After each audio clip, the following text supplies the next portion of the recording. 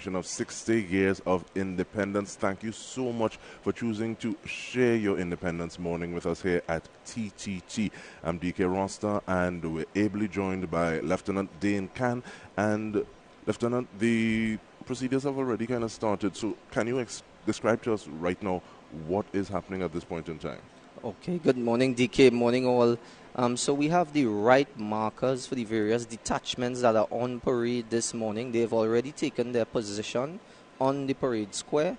The right markers are the persons upon whom the various detachments will march onto their positions. And also looking at the what are some of the things that would have already happened before they got to those positions? Okay, so we would have had the parade formed up off of the parade square. The different detachments that are on parade here today would have formed up, including the officers, the armed, the unarmed contingents. These persons are actually waiting to come on as we speak, and we are waiting for the commencement where the bands would play and the armed and unarmed contingents would march onto the parade square to take up their assigned positions. And while you're looking, we're seeing individuals putting on their instruments, making sure that everything is where they want it. So when it's time to execute, they're ready to do so. What kind of feeling do you think is happening? Because it's been 2 years. The last such parade we had was in 2019. What kind of feelings do you think are there? Well, definitely, DK. I mean, independence is something significant. It's considered the biggest parade in Trinidad and Tobago. It's what we call in the military a Scale A parade. It's the biggest of the biggest. And given that we haven't been able to have this parade during the pandemic years, it is especially significant and momentous. There would be several persons who would have joined the organizations within the pandemic period and would have trained and been indoctrinated during that period. So they have no real sense of the magnitude of the event. They are probably really, really nervous, anxious, and you know, you always get the nerves to come on to a big event like this. You're always afraid of dropping your weapon or, you know, some piece of kit falling out of place and embarrassing your organization. So there's a lot of pressure for those individuals, and the intent, as always, is to come out here and do a good job for the country and to make their different organizations proud. And we see some flags being unfurled, well, not unfurled, but uncovered. And now I want you to take me through the process, please, because I know sometimes you hear flags, sometimes you hear colors. What is the distinction? So a color is basically a consecrated flag, right? So that process refers to the consecration of the flag, which occurs through a ceremonial church service, etc. And the colors of the Trinidad and Tobago Defense Force are, in fact, consecrated flags. At this time, you would witness the marching on. And we see we actually are getting a shot of the bands getting ready to get on into position. So who's leading this? So the senior band is the regiment band and regiment corps of drums. The director of music for that band is Major Kester Francis. Incidentally, he's also the senior director of music for all the different bands here today. So the both bands are coming on, which is the regiment band as well as the prison service band. They are marching on the armed contingents, and the armed contingents comprise the Trinidad and Tobago Defense Force. It comprises Trinidad and Tobago Police Service as well as the Trinidad and Tobago Cadet Force. And as we're seeing the bands coming this way and you're seeing individuals marching, we're also looking behind them and seeing the throngs of people who are in the spaces. Some people are prepared for the weather either way because they have their umbrellas. You see people with flags, but I think individuals as well as members of this parade have this sort of celebration of independence. Well, the public, there's always a loyal public following for this event. And given, as we mentioned, that there has not been this event for the past couple of years, I can only imagine that the public itself is only too happy to come back and witness the parade once more. And we saw mounted individuals just past one, and we're also seeing one in the background as well. Yes, DK. So the mounted individuals are the senior persons on parade. So you have the parade commander, who is Captain Don Polo. He is marching, as you have the aide to the parade commander, who is marching on with the armed detachments. The parade commander will come on later.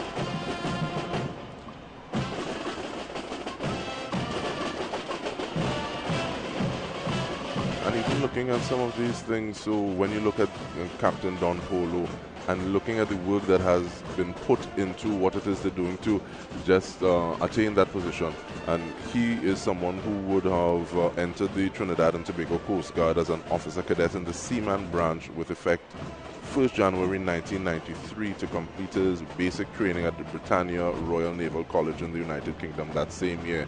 And I think sometimes we think that outside of Trinidad and Tobago, there are levels that we cannot attain, and I'm very glad that we are here at this parade so that we can see, no, things are possible. We are able to do things like this right here in Trinidad and Tobago, and we are currently looking at what members are these?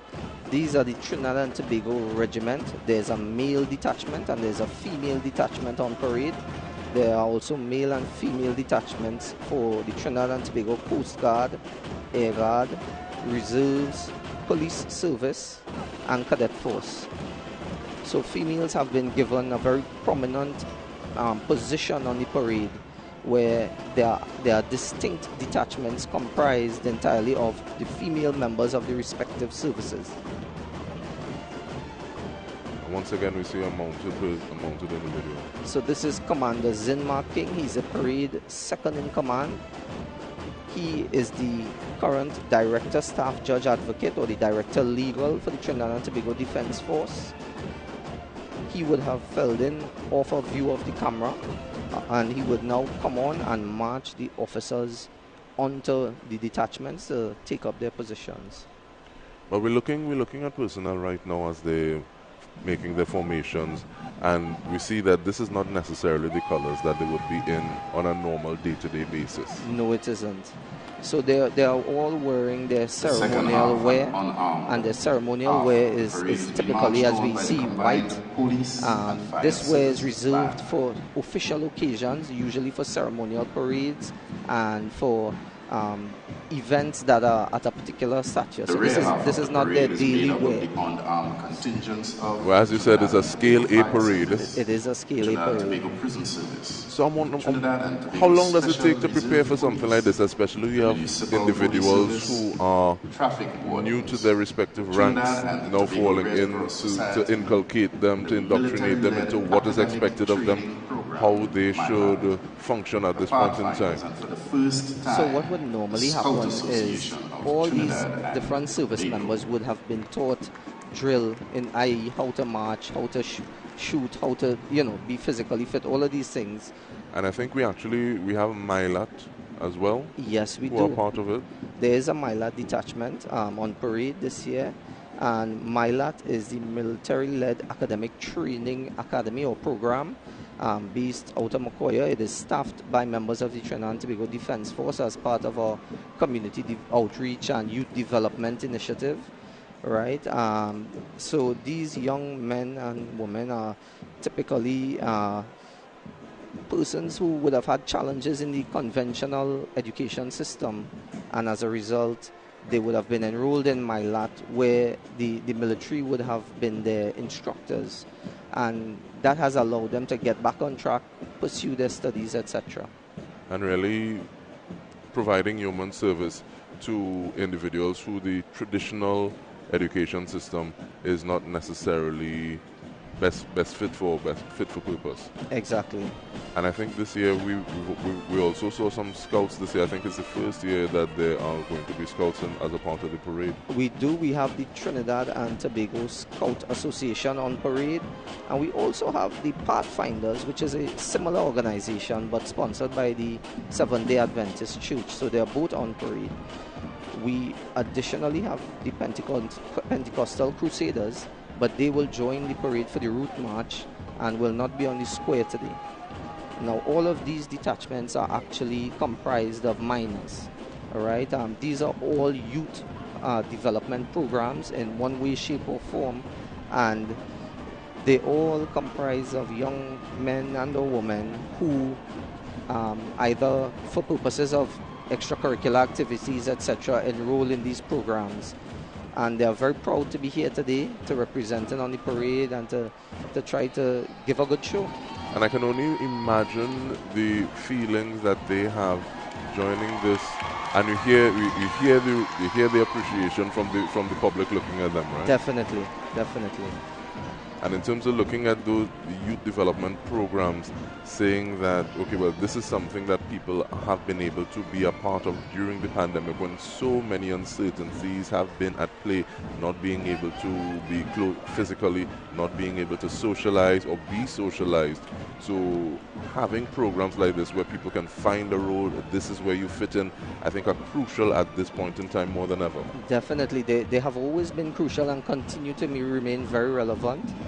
As we continue to reflect through, and as we continue, we are seeing the formation on the square is growing. Who are we seeing being added now? Was designed by a committee formed So in now we have the unarmed contingents marching into position. They are going to form the second half of the parade, or what we refer to the rear half of the parade. and the hummingbird. When they take their position, they're going to be dressed and they are going to be turned to face forward. Together we aspire. At which point, Together the we achieve. parade second in command will hand over. Now we have on screen Leading the rear half the of the Trinidad parade, and Tobago Parade Defense Adjutant, Force Reserves. Captain B. McBurney. And we see the difference in their uniform by their red berets as well. Yes. And once again, we're seeing members of the scout troop. Yes, we are. We're seeing the Pathfinders and the Scout Association in view at the moment.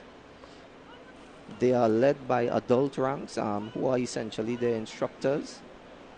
And now we have a shot here of the parade second in command, again mounted with a horse from the mounted branch.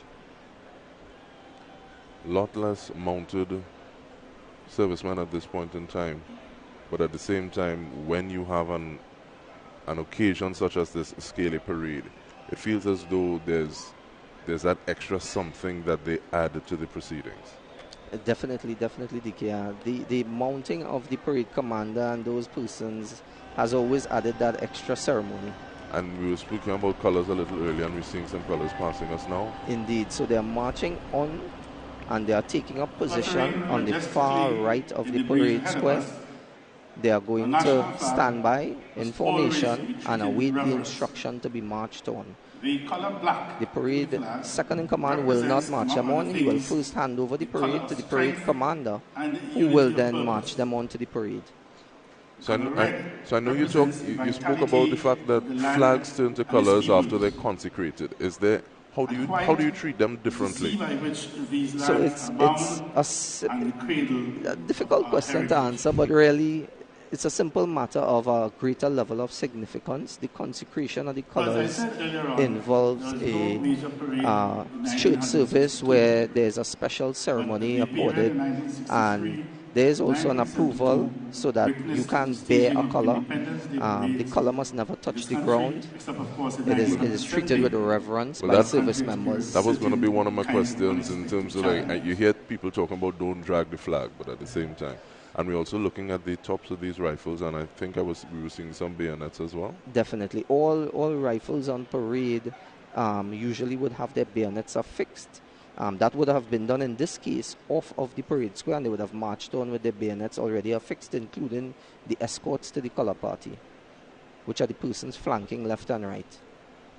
And when we look at the color party again, I think I'll ask you to give us a breakdown in terms of some of the colors, who they represent. But we also see the is Commander Zinmark King. So what is taking place is that the ranks are being dressed. King is the director, they are looking to the right, taking up their position off of the rightmost person, the right marker, to ensure that they are all in line after having marched on. All right, so we're seeing the colors again. Who are some of the colors representing? So we have the Trinidad and Tobago President Standard. Next to it, you have the Trinidad and Tobago Regiment color.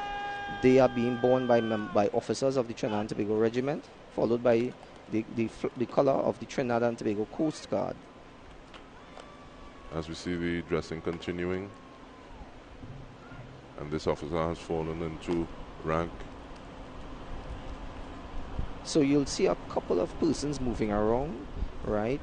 You're going to have the parade sergeant major and the parade drill chief, and their role is to move around and check the troops while in position. Commander, Captain Don Polo. And you spoke about the parade commander. He is actually going to be moving around as well now. We have the mounted officers. Yes, so Captain Don Polo is coming on to take over command of the parade as the parade commander, given that all the other detachments and persons have been felled into position. He's going to march up, well, ride up in this case, on his horse, or Nestor, which will come to the center of the parade square, and then the parade commander will ride to him to report the parade to him and hand over the parade. So I'm looking forward to seeing this and see the precision that takes place with this sort of maneuver. Yes, and if we think about it and understand the characteristics of horses and the fact that the loud noises are very prone to startle the animals, you can imagine how much training has gone into preparing these horses by the mounted branch to ensure they are ready for parades. Because it's even in addition to, and we're seeing more dignitaries making their way to the parade as we're celebrating the Diamond Jubilee, 1962 to 2022. And we're thankful that you're sharing this Independence Day parade with us here on TTT. So the dignitaries are going to all come up, and in order of priority, if you will. So the first office holder would be the Minister of National Security, the Honorable Fitzgerald Hines. After the parade is handed over to the parade commander, he would stand by in position and await the arrival of each successive dignitary. And I think while we're looking at these dignitaries coming in, that handover is taking place, because if I'm not mistaken, Commander Zinmark King has made way for Captain Don Polo. Indeed. So he would ride off and take up his position on the second half or the rear half of the parade.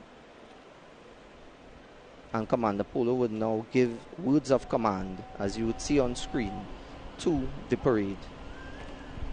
He has just brought them up to attention to exercise his command. All further commands would now be given by Captain Don Polo. At this point, we are going to prepare for the marching on of the mass colors. The colors will split, and each color party would be marched into the space that you see on the parade square between each of its detachments. And we have persons alighting from the vehicle. The Minister of National Security, as you earlier, for the marching on of the colors. So the colors are being marched on at this point in time. Definitely, and on screen we would see that each color party or flag or banner party is going to break off when they reach their assigned position, and they are going to take up their position between their two detachments. I see the Minister of National Security just being greeted. And is there precedence in terms of, okay, this color is in front of this one? How is that worked out? Well, the Trinidad and Tobago Regiment is the senior service having been commissioned at about a month before the Trinidad and Tobago Coast Guard and independence, right, 60 years ago. So the history of these two organizations in particular is tied to the Independence Parade very closely because we were a prerequisite for an independent nation. So we see here the Trinidad and Tobago regiment colors as well as the President's standard being marched into position between the two detachments of the Trinidad and Tobago regiment.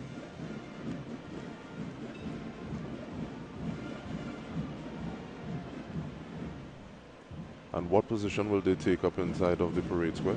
So they will remain between their two detachments during the parade. They will now, from this point onwards, they will be part of the parade and will follow the words of command given by the parade commander, Captain Don Polo.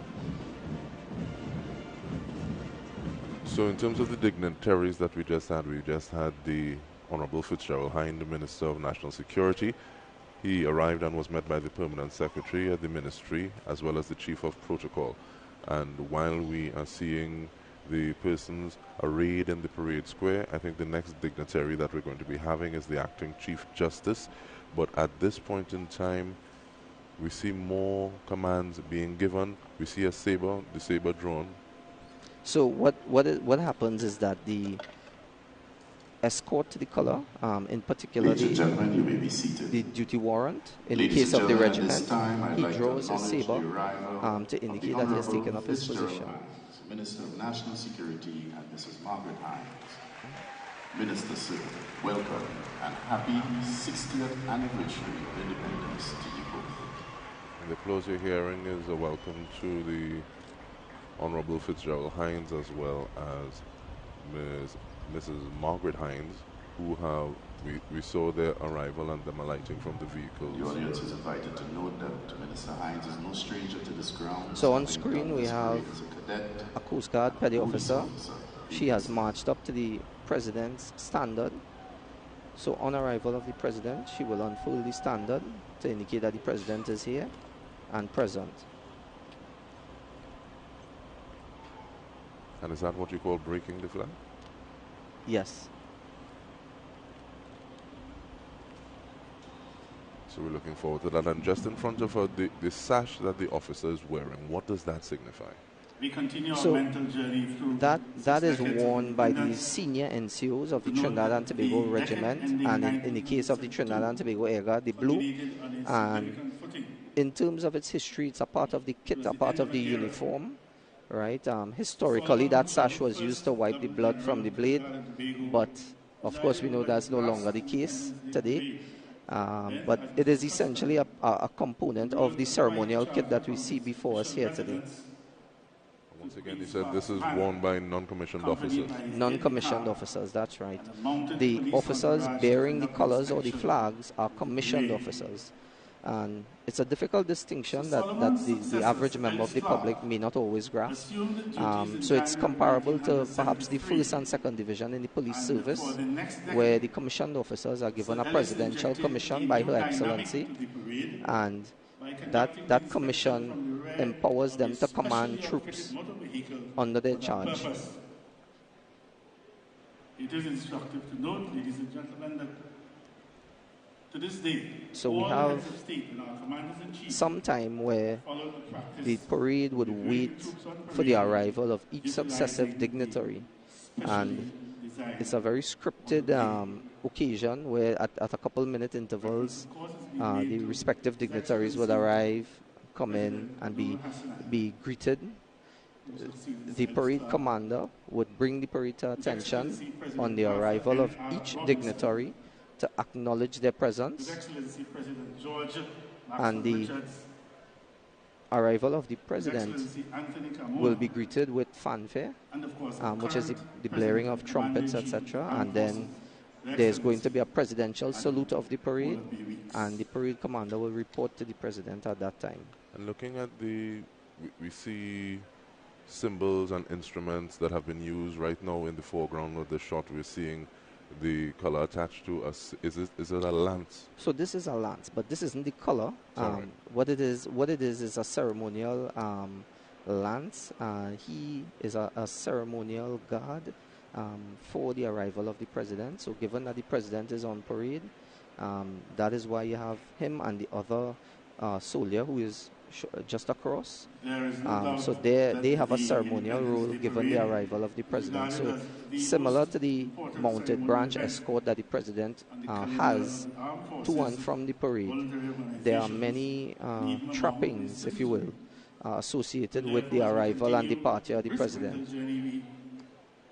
So we have a close-up shot here of Commander Zinmark King. He is the parade second in command. The very senior military commanders who led this Independence Day parade. There's some information about the commander.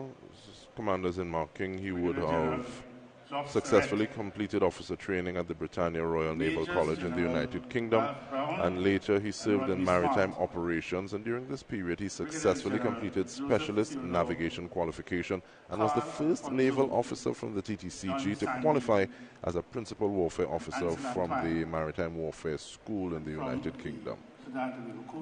Yes, DK. So that is typically a course for members of the Royal Navy in the United Kingdom. And Commander King was one of the first of our students to ever attend or to ever be allowed or the opportunity to attend that program. During the staging of the Independence Day parades, all of those 60 years. So we again have a shot of Captain Don Polo. He is currently the acting Vice Chief of Defense Staff. Substantively, he is the commanding officer of the Trinidad and Tobago Coast Guard. He has just called the parade to attention for the arrival of the next dignitary. And that should be the acting Chief Justice. Please stand for the arrival of the Honorable Chief Justice of the Republic of Trinidad and Tobago, Mr. Justice Nolan Biro. So the parade commander is according each dignitary the respect of bringing the parade to attention on their arrival and acknowledging their presence.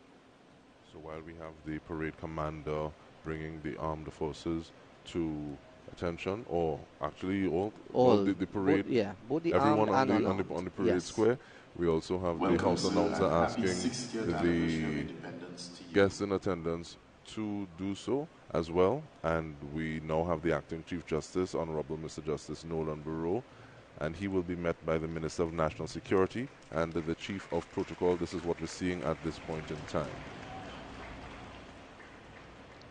And we have another motorcade approaching. The next scheduled arrival would be that of... Should be the Prime Minister. That's right. And I am aware that we have a guest for this Independence Parade. Most definitely, and I think this is also significant in the sense that Jamaica and Trinidad and Tobago share so much history, and even the month of August to the year that we would have achieved independence. So the Prime Minister of Jamaica, Mr. Andrew Holness, has been invited by Dr. Keith Rowley, our Prime Minister, to be part of the proceedings. So he would have journeyed from Jamaica to Trinidad and Tobago. So he should be as part of the contingent as well this morning. So we're looking forward to that arrival. Definitely, and we see them coming on screen here now. And the Prime Minister is the last dignitary to arrive before the arrival of Her Excellency. Just before independence, and it is not usual that we would have a guest. So this is also significant that the Prime Minister of Jamaica is on parade and coming here to witness our Independence Parade. For the arrival of the Prime Minister of the Republic of Trinidad and Tobago, the Honorable Dr. Keith Christopher Rowley and Mrs. Sharon Rowley.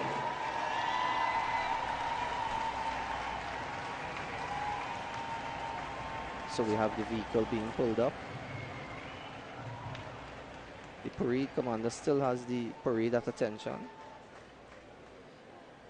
And that row from the audience in attendance or the public in attendance was accompanying the notification of who this guest or who this dignitary was. Yes. So the audience showed the appreciation for the arrival of the Prime Minister.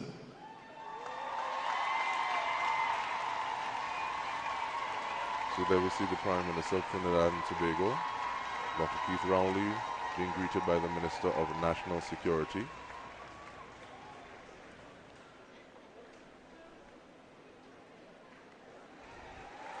And he has greeted the audience, and we're seeing even little children in attendance showing their appreciation for him at this point in time. Yes. And here we have Her Excellency being queued up.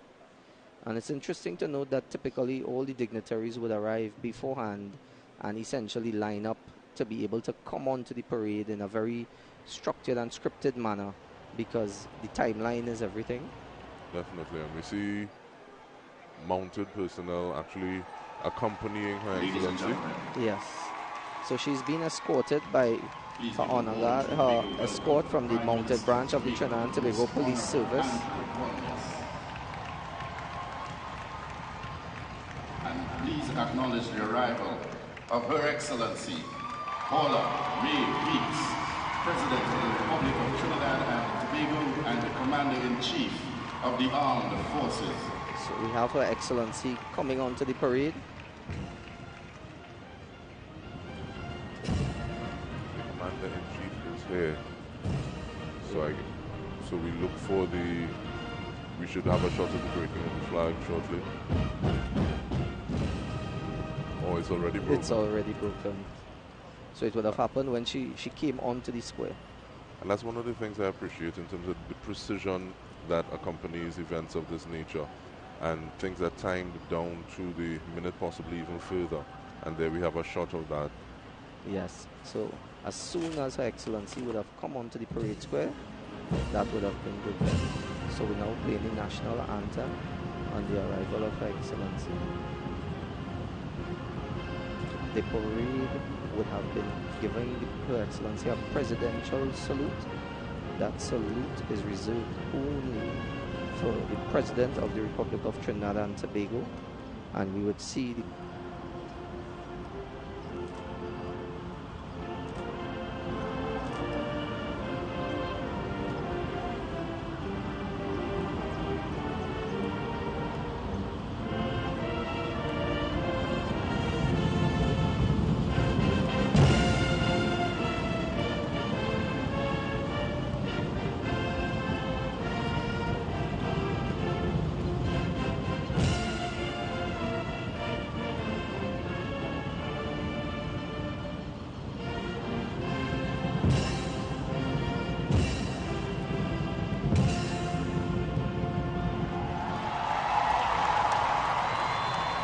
Years later, and finding new nuance and meaning in it at this point in time, the national anthem of Trinidad and Tobago. Definitely, and the bands would have played that rendition of the anthem. So the parade commander is going to approach Her Excellency to make his report. We should see that shortly.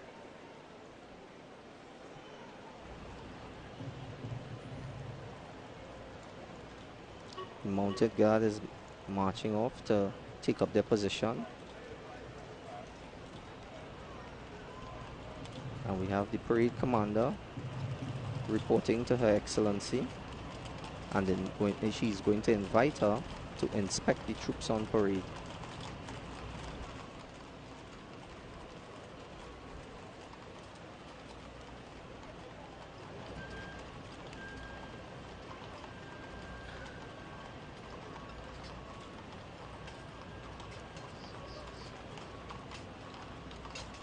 And we do a bit of lip reading there, and we see the word inspection, so yes, that falls right in line with what it is you're saying. So they're now proceeding.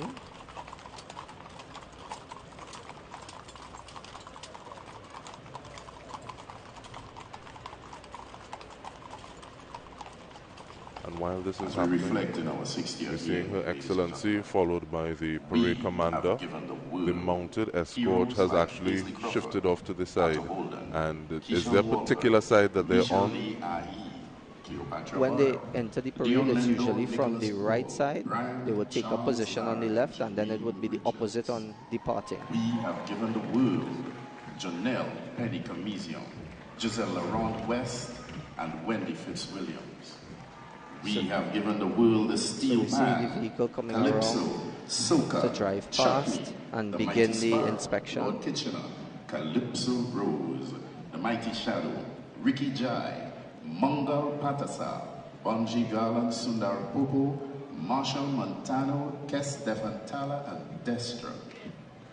We have given the world oil, gas, sugar, cocoa, carnival, Tantan and Saga Boy. So we're seeing the inspection taking place at this point in time. We have given the president moving along the front rank of each detachment. 60.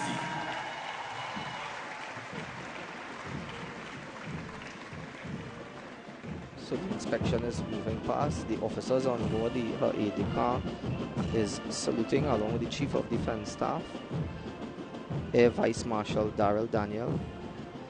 They are accompanying Her Excellency on the inspection. They salute as they pass the consecrated colors out of respect for the color. National Safety Brigade, the Red Cross, St. Patrick Voluntary Brigade, and the St. John Ambulance Brigade have given unstinted service every year to the Independence Day Parade effort. In the case of St. John Ambulance Brigade and so at the end of the inspection, what is supposed to happen when the parade commander is returning to the saluting dais? In addition to providing staff, Her Excellency has completed her inspection. They will return both Her Excellency and the parade commander to the position where he reported, and he would once again report and request permission to carry on with the rest of the parade. She's now moving on to the rear half of the parade.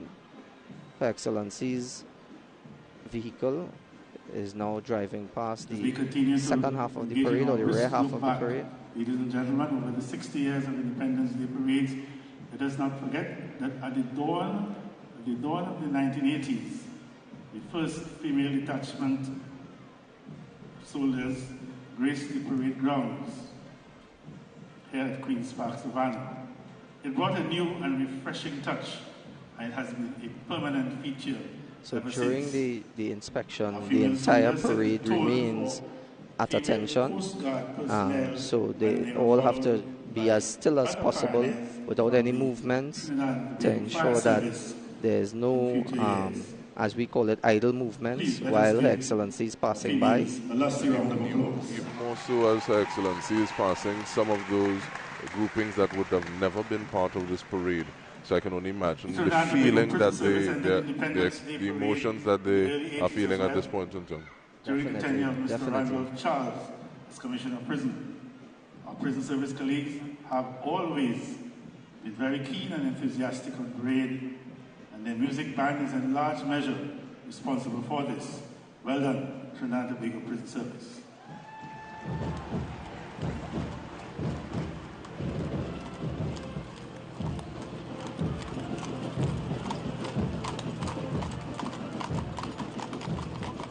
Her Excellency returns to the saluting days. And remember that a fascinating feature of the Independence Day Parade, as far as the loyal citizens are concerned, is the presence of the Trinidad and Tobago Fire Service, always attired in their blinding red trinkets and uniforms. The Fire Service captures a special appeal, particularly among the very young in our midst. The musical band of the Fire Service has grown from strength to strength, especially as it relates to the superior quality of their wide-ranging renditions on and off the parade square.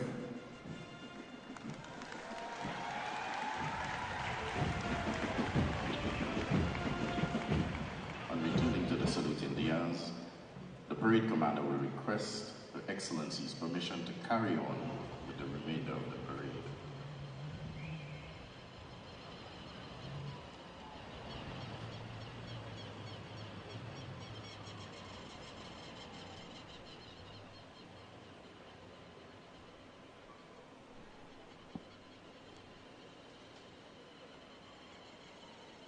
So we see here the parade commander is going to report to Her Excellency. He's saluting. That is a salute with the sword. And he's going to request permission to carry on with the remainder of the parade. from Her Excellency.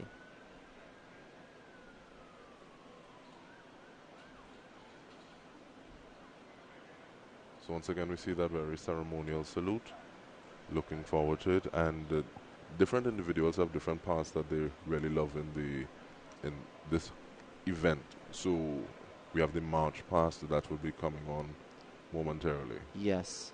So the parade commander is now about to give those words of command to the parade, and he's going to instruct the parade to march past in order of the detachments, and the officers in command of each detachment will march them off and around, and they will come around the parade square and do the eyes right in just prior to arriving at the position of Her Excellency to salute as they march past. So we see they're actually assuming a closer order at this point in time. Yes, so they are being dressed in close order in preparation for the march past. And when they're marching past, they do so past Her Excellency. Past Her Excellency. So they're going to have number 1 detachment, which is the Trinidad and Tobago Regiment Male Detachment. They are going to be the first detachment leading off. They are going to march off to our left, their right, and they're going to come around the parade square on the western end and then head eastwards towards the position Her Excellency's vehicle is in. And as they march past, they are going to salute. So they've just shouldered arms from the order in preparation to march off. And they're going to do so in individuals, in intervals rather. In their detachments, that's right. So we see them turning right now. So you see the color parties. Color parties cannot turn, and color parties move as a unison, in unison. So the members cannot individually turn, etc. So they all move as a single entity.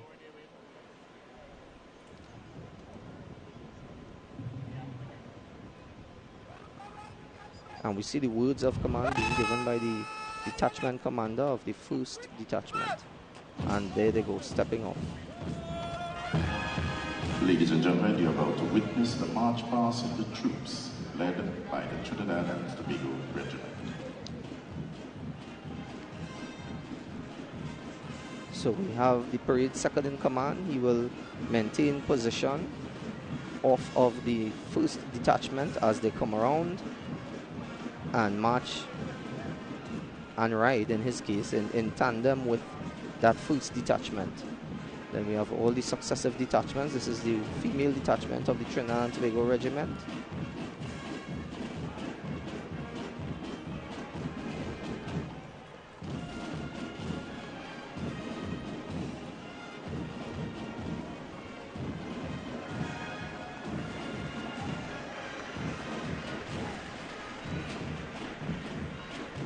Ladies and gentlemen, please stand for the march past of the colors. So the march past is taking place. The colors is coming around. And as we hear the house announcer, the persons in the stands are being invited to stand out of respect for the colors. And we have the first detachment marching past Her Excellency. And we see here that they are looking to the right. Regiment. They have saluted to the right as they come past. And now we have the Coast Guard's color party in view. Please remain standing for the march past of the Coast Guards. And the female detachment of the regiment, number 2 detachment, is passing Her Excellency. Before you, the Trinidad and Tobago Coast Guard.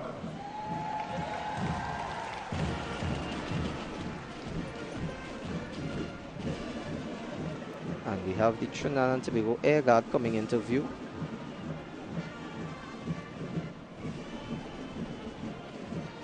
Followed by the Trinidad and Tobago Reserve in their distinctive red berets.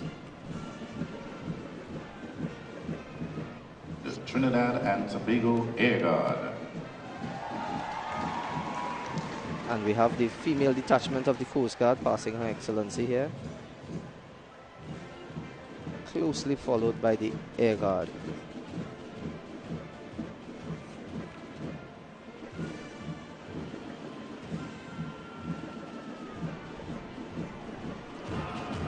And we see the Air The Guard red color. berries before you, the Trinidad and Tobago Defense Force Reserves.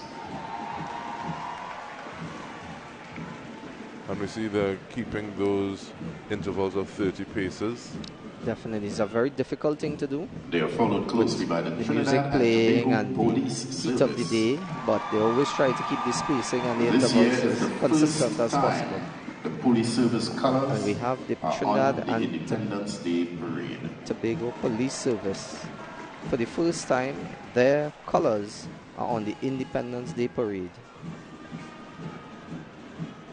So momentous occasion for them as well on this Diamond Jubilee. Indeed, indeed. And for a few years Warm previously, appreciation for our youths, the Trinidad and Tobago Cadet Force. and we now have the female detachment of the police service, followed by the Trinidad and Tobago Cadet Force. These young persons are very patriotic, very much love to be on parade, to be part of the spectacle. And we see them passing, being acknowledged by Her Excellency. Yes, so we have the male detachment and there's a color party, and then the female detachment of the cadet force.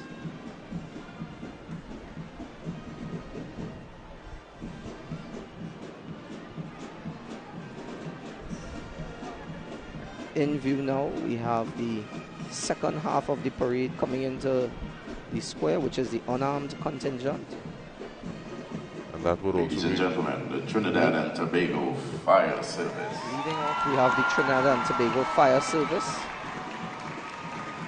And it seems as though the fire service always gets a little extra love. It seems that they're indeed a crowd pleaser.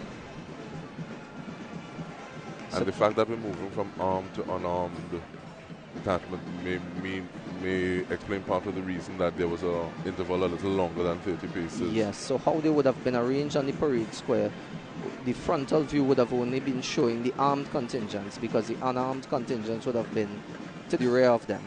So now that they're marching past, everyone is going to march past in their respective detachments. So they're now giving the salute to Her Excellency. Show your appreciation for the Trinidad and Tobago Prison Service. We have the Trinidad and Tobago Prison Service coming into view.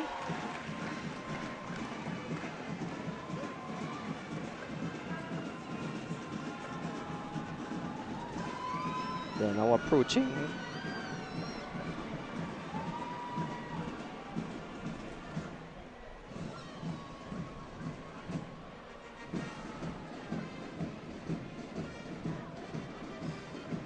And they've given the eyes right to Her Excellency Ladies and gentlemen, and the saluted Trinidad as they and march Tobago past. Special Reserve Police.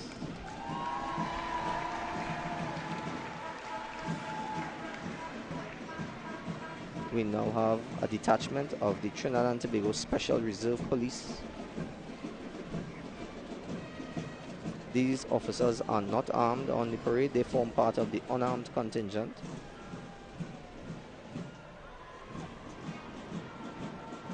The Municipal Police Force. And we have the Municipal Police Force as well. And their Ladies and person in gentlemen, you charge may be seated. of them would be Assistant Superintendent of Police L. Ayong. Yes.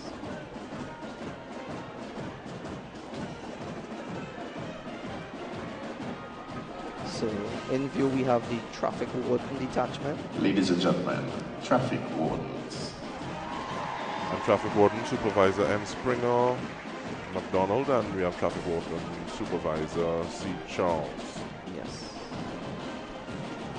They are followed by the military-led academic training program, MILAD.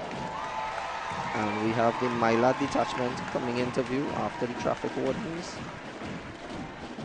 And again, such a significant event for these young persons in Mylad, in the Scouts Association, comprising the Cub Scouts, the Scouts, and the Pathfinders. These youth organizations Trinidad always and want to be Tobago part Red of Cross this occasion. Society. We have the Red Cross Society as well. Ladies and gentlemen, for the first time 110 years of its existence, the Scout Association of Trinidad and Tobago. And they've been announced on their marching past, Her Excellency, and I'm feeling some chills, Lieutenant, because it is 110 years that Scouting Association has been here. And that is significant because the Cadet Force and the Scout Association that are both on parade here today actually predated independence. Those organizations were operating in Trinidad and Tobago long before independence, right? They're both over 100 years in existence, and that in itself is momentous. We have Pathfinders actually passing. Yes, the Pathfinders right now are in view, giving the salute to Her Excellency.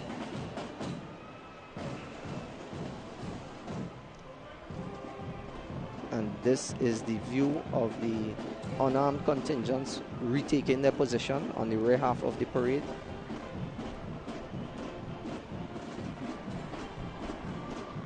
And while they retake their position, you already mentioned that there would be some individuals who actually take part in the route march only. Yes, so we have the Pentecostal Crusaders. That is also a youth development organization. While they didn't come onto the parade square, they will be participating in the route march through Port of Spain to end in St. James Barracks.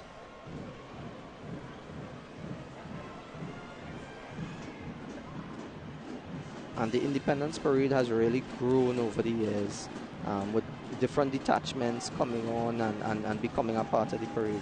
And we're getting a beautiful shot of those detachments as they have reformed and regained their positions. Yes, so we have in view the Trinidad and Tobago Regiment.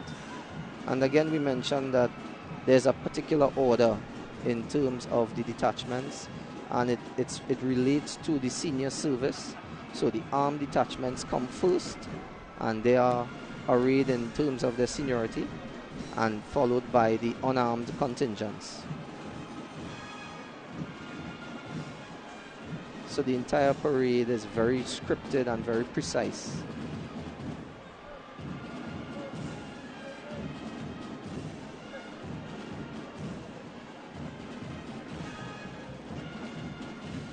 We see a mounted personnel instilling some discipline there. Yes, and we can imagine that those horses have a difficult time with the noise and the music and all the crowds.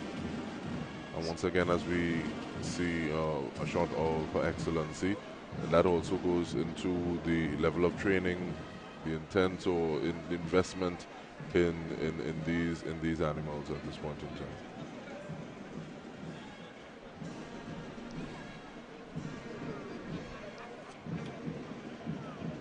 And the ability of the horses to maintain that almost at attention position is quite remarkable, considering all that's going on around them.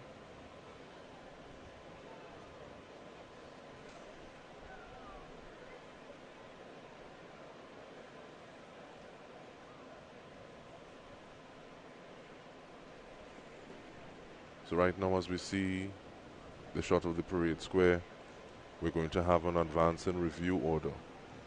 So the parade commander is going to instruct the parade to advance and review order.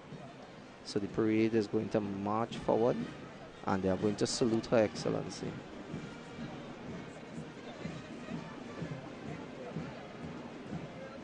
Ladies and gentlemen, you're about to witness a display by the Trinidad and Tobago Police Service Canine Unit.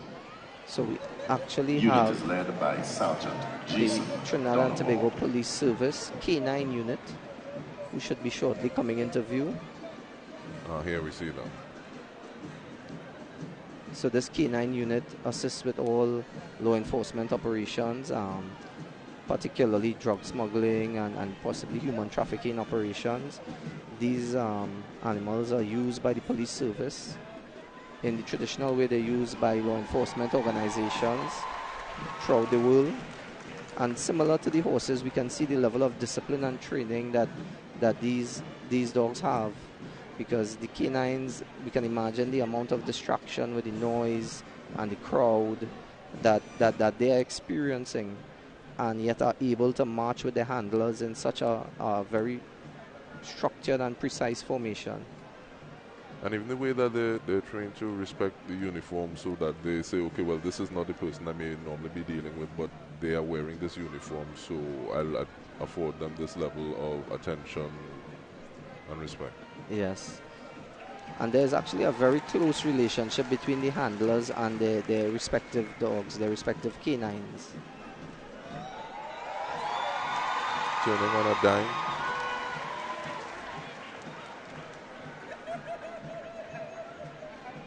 So we see they're doing their formations to demonstrate the level of control and discipline that the animals have, which has a very real-world application in terms of law enforcement operations, because certainly in the field they need to be directed to very specifically to pick up scents, etc., of a contraband when doing searches.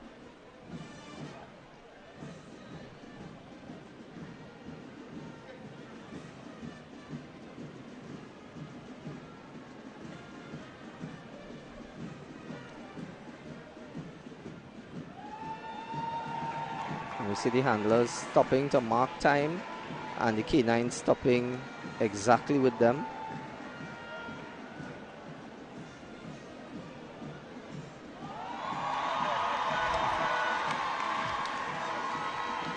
And the public loves this display, as you can hear from the applause.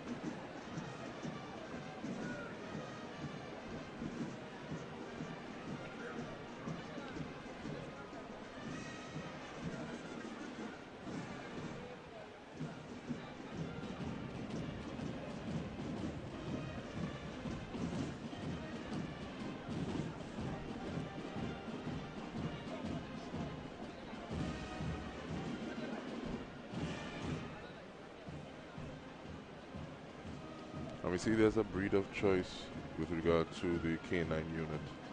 Definitely, and around the world, German Shepherds and Belgian Malinois, which are a similar family, tend to be the preferred breed for work of this type. They're very intelligent dogs, and they have a proven track record of trainability.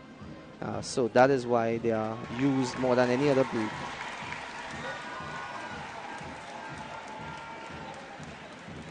They're now marching past Her Excellency.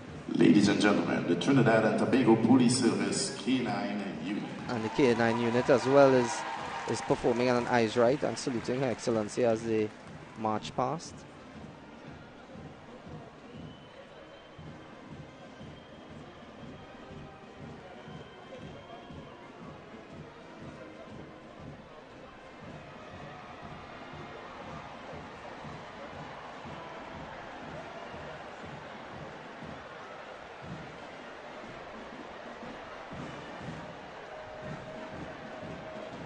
We have a shot again of the parade detachments.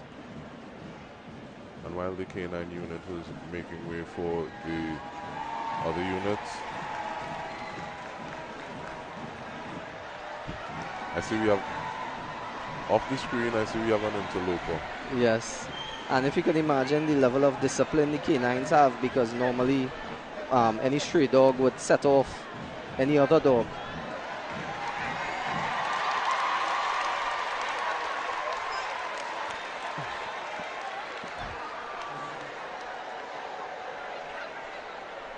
And there we see said interloper. Yes, and the crowd seems to be going wild for this interloper. I think he's also lavishing the attention. Indeed. But while the canine unit is making way to the right of your screen, you see the parade commander is just to the right of your screen, Captain Don Polo. So he has moved forward a bit. Indeed. So the detachments now have the task of attempting to remain as still as possible. They're now dressing in open order.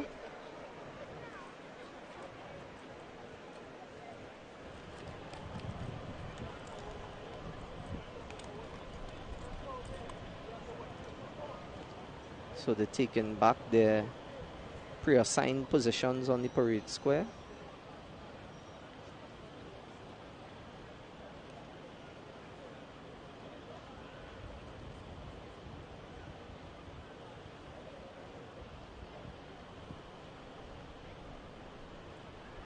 to ensure that as you look down all the detachments, there's one single seamless line, and you won't have anyone standing forward or rear of the line out of position.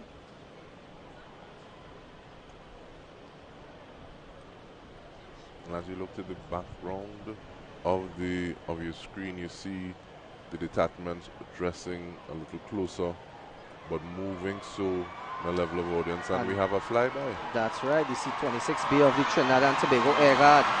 Wow, that is extremely low, right over the parade. Right over the parade, and closely followed we have approaching, which we should get a shot of shortly, the helicopter. There it is. There it is, doing its fly pass. Also very low over the parade. A last shot of the helicopter with the national flag of Trinidad and Tobago in the foreground was just beautiful. Indeed, indeed. So the AW139 flying out of view now.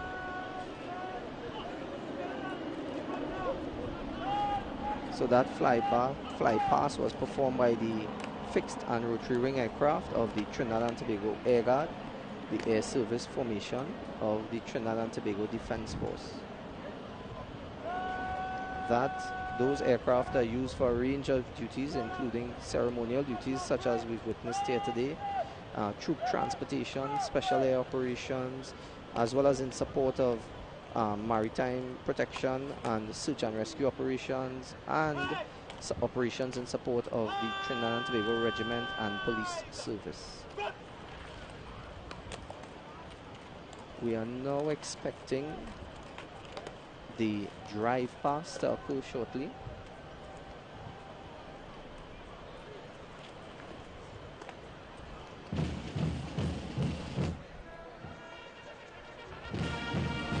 So we've seen Commander Don Polo. Captain Don Polo. Sorry, Captain Don Polo, parade commander. Yes. Give the instruction, and the detachments are now at ease.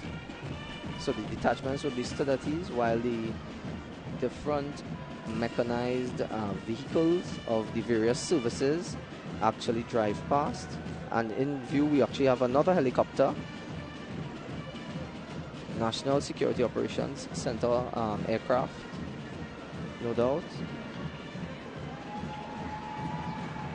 So we now see the outriders for the Trinidad and Tobago Defense Force.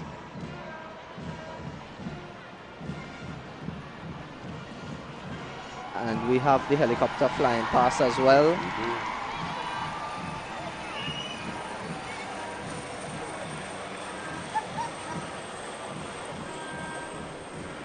And we have the mechanical transport officer taking the salute as he passes by, as his vehicle passes by Her Excellency. We have the various vehicles of the Trinidad and Tobago Regiment. And this is one of the interesting things, in the sense that sometimes when people think Defense Force services and these detachments, they don't necessarily consider these aspects. So looking at the screen, we see we have different implements being used as well and involved in the drive pass. Definitely. So we have what you would consider perhaps construction equipment. That would be the remit of the engineering battalion of the Trinidad and Tobago Regiment. They do a lot of civil engineering. They assist in terms of disaster relief operations, flooding, etc. Coming into view, we now have the Trinidad and Tobago Coast Guard.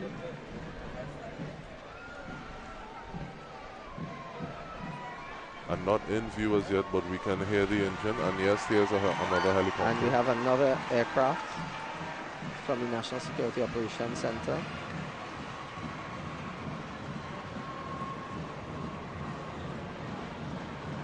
While we continue to see members of the Coast Guard passing. And we have yet another helicopter.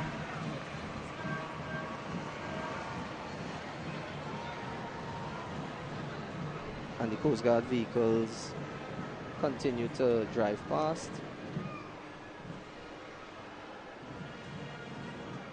All driving past Her Excellency.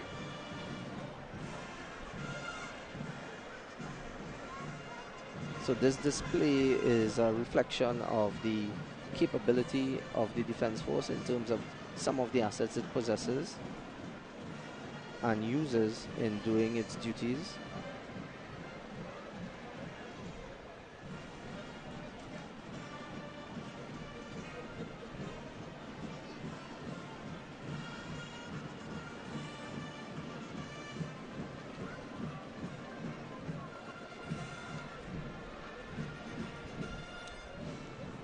And we have the Trinidad and Tobago Air Guard coming into view.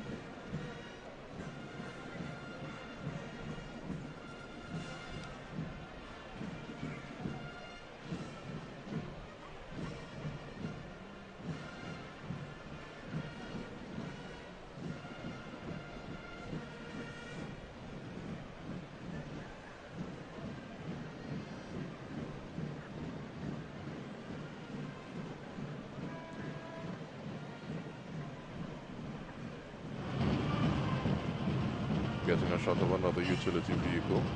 Yes, so we have a wrecker, typical as you would have anywhere else, for the use and recovery of damaged vehicles or equipment, or the transportation of equipment that may not be able to drive on the roads, like a And forklift. no, We have the police service.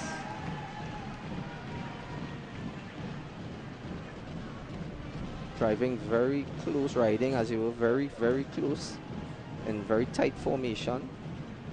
which is an interesting thing because they're on their bikes, and some people might say, okay, well, yes, it is easy to do, but it's not necessarily that easy. No, indeed, indeed. That is very, very difficult. If you think about, you have to anticipate the movement of the person in front and keep a very consistent speed. And the police service vehicles are now driving past some of the vehicles. We have a HIAB in view, a utility vehicle.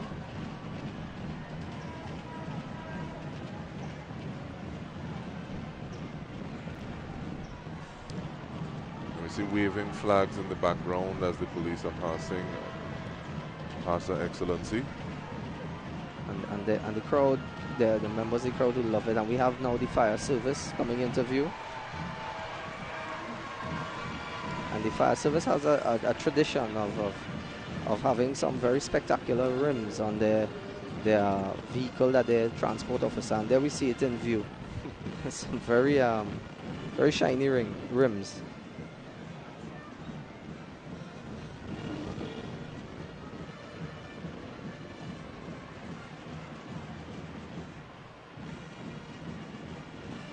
And the officer takes his salute as he passes by Her Excellency.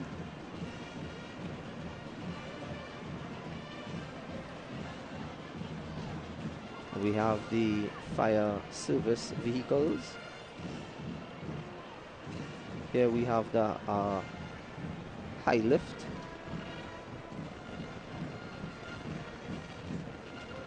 All the specialized vehicles of the fire service on display.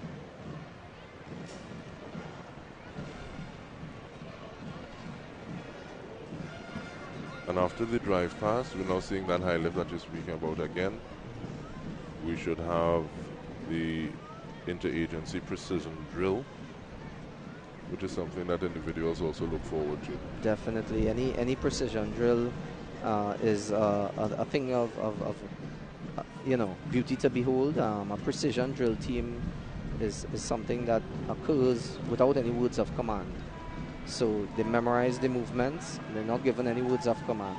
So we move on from police to fire. Now we have the prison service. And the prison service as well seems to have outfitted their vehicle with some pretty spectacular rims. And there's almost a type of pearl glow to the paint on that particular vehicle. We can only imagine that's a ceremonial vehicle used just for the purpose of the parade. I can also imagine there's a level of friendly rivalry between these different detachments, different agencies, to see how best they can represent themselves as they move past the president on this Independence Day parade. Definitely. That is in fact the case, because in past years, the Coast Guard and the regiment and some of the other services were actually involved as well. And it's something that can also lead to, I guess, bragging rights for the year. Indeed, indeed.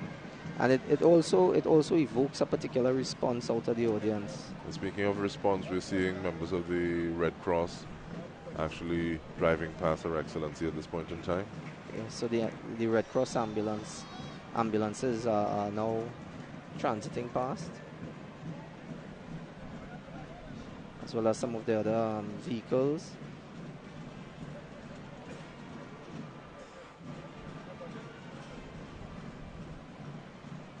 So this is pretty straightforward. I mean, it's a bit difficult to put rims on an ambulance, right? So these are very utility focused vehicles. I prefer the reliability.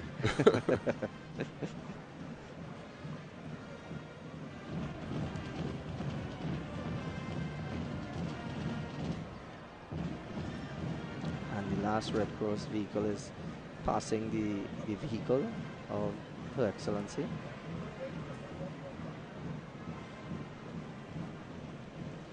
Red Cross Society, a non-profit humanitarian organization with a mission of being mission-based, people-focused, community-driven.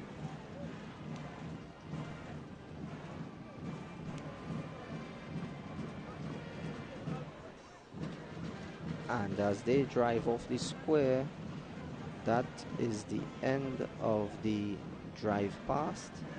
So we now expect the interagency precision drill team, which is comprised of members of several different Ladies and organizations. gentlemen, you are about to witness the precision drill of the Interagency Precision Drill Team. With a total of 85 persons from the Trinidad and Tobago Defense Force, Trinidad and Tobago Police Service, Trinidad and Tobago Fire Service, Trinidad and Tobago Prison Service, and the Trinidad and Tobago Cadet Force. This team commenced training this routine on July 18th, 2022, and comprises an armed and unarmed display with over 2,000 precision drill movements. The team's age group ranges from persons 15 years old to 47 years old, and it is part of the Defense Force's Youth Developmental Program to have members of the Cadet Force involved in this drill display. The Defense Force remains committed to the molding and mentoring of our youth through various development programs, community outreach through civil, military operations, as well as career development initiatives, all with the goal of producing well-rounded, disciplined, loyal, nation-building citizens of Trinidad and Tobago. The drill team is dressed in the retro wear of the services from yesteryear. Short pants and poppy socks with potty and gaiters. The drill team is commanded by 9133 Warrant Officer 1 Ricardo Sammy of the regiment, and Detachment Second in Command 5920 Chief Petty Officer Michel Jarrett of the Coast Guard. After the words of command, "As for precision drill," commences issued, there will be no other commands until the end. So sit back and enjoy the display. So the precision drill team is now center stage, comprising members of the Trinidad and Tobago Defense Force, the Trinidad and Tobago Police Service, the Trinidad and Tobago Fire Service, the Trinidad and Tobago Prisons Service, and the Trinidad and Tobago Cadet Force. They have persons ranging in age from 15 years old to 47 years old. And as is the case with a precision drill, there are no words of command save and except the first instruction, which goes as for precision drill, after which the team will essentially have to remember every single one of the more than 2,000 drill movements that they are going to perform here for us today. I can only imagine the sense of responsibility that each member feels, both to themselves as members of the drill team, as well as representing their individual rank, because we see it's a combined effort at this point in time. Definitely, and no one wants to make any mistake. No one wants to not be able to shine. everyone wants to perform well, not just for themselves or their organization, but their families, their friends looking on. They want to do everyone proud.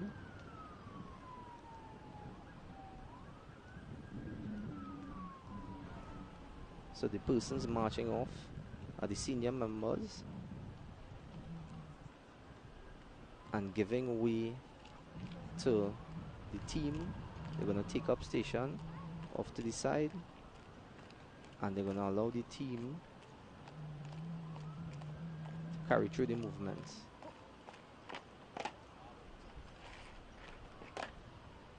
So we have Chief Petty Officer Michelle Jarrett in view, a training instructor from the Trinidad and Tobago Coast Guard.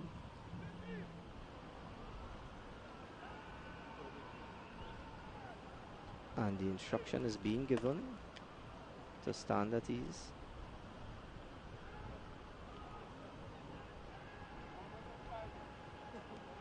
I'm looking forward to this. It's 85 persons. So the team comprises 85 persons from all the formations. They would be dressed in the uniforms that were traditionally used by the various services. And here we have the commencement of the display. And it's important to remember that every single movement being performed is occurring without any words of command. So I think I want us to sit back and look at this themselves. More than 2,000 movements.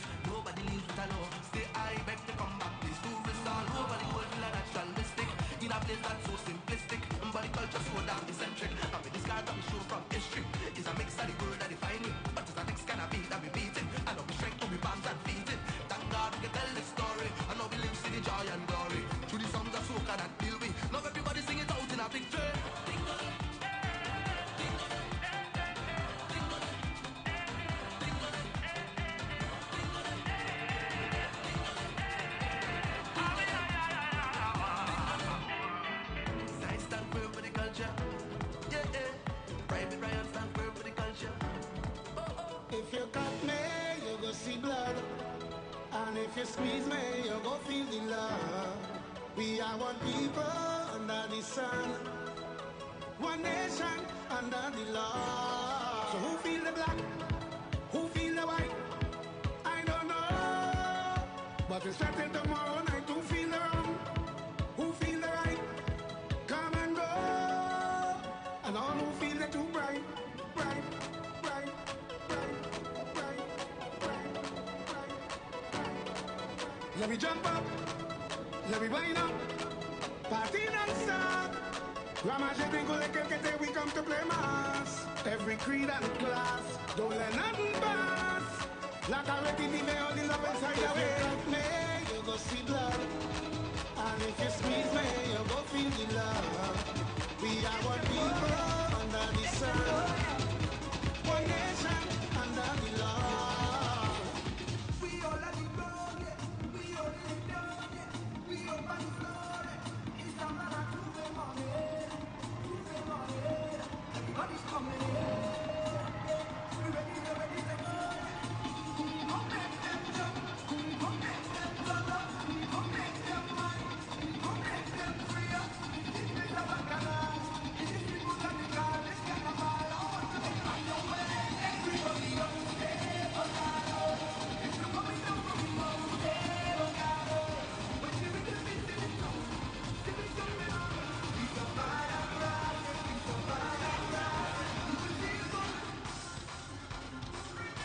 and we see so many things happening at this point in time while the movements are taking place. So yes, there's the precision movements of this drill, but there are also the musical selections.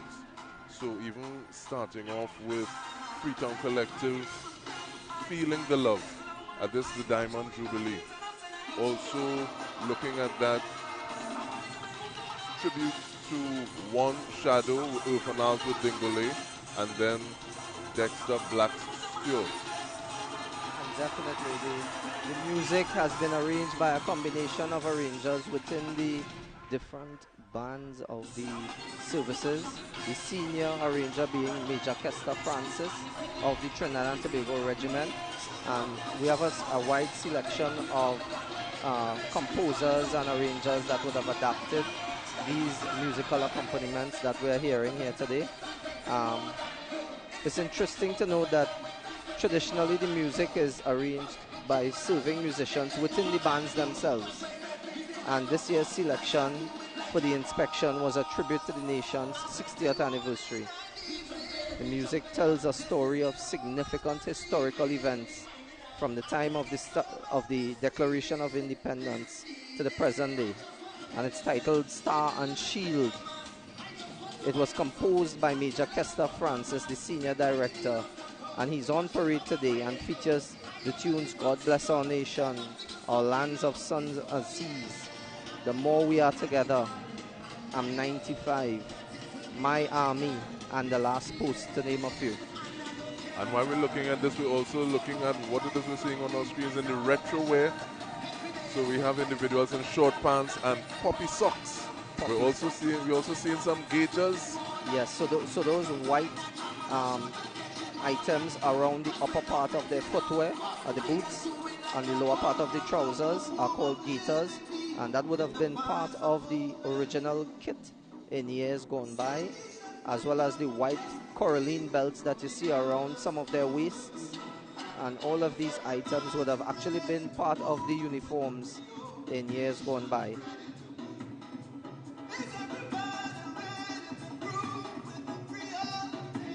The white gloves themselves, not necessarily so.